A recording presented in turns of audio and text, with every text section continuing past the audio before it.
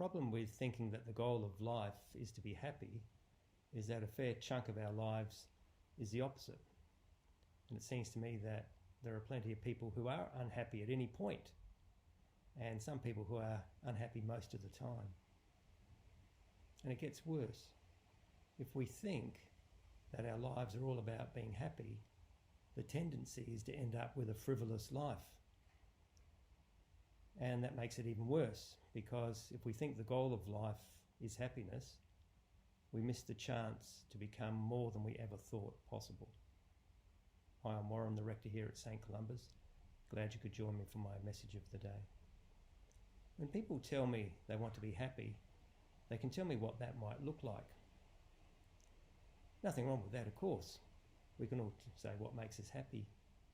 Although often it seems to me that what we mean is a life without worry or struggle, and filled with those things that should be more like hobbies or diversions rather than the goal of life.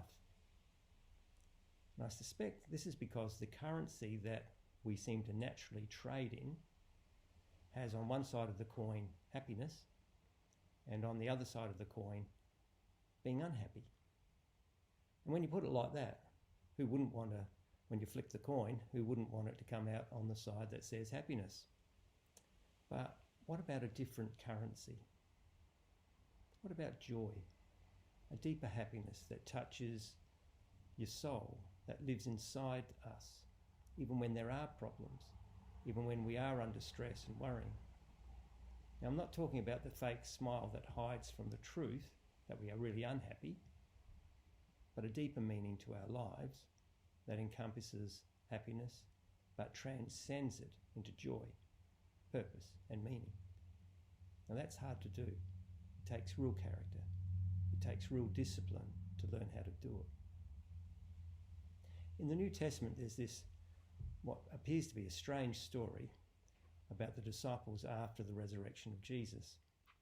They're beaten up, and as they leave the place where they were beaten up, they rejoice that they were worthy to follow in the footsteps of Jesus.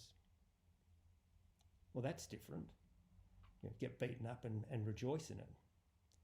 And see, if your currency is a coin with happiness on one side and unhappiness on the other, that just sounds plain crazy.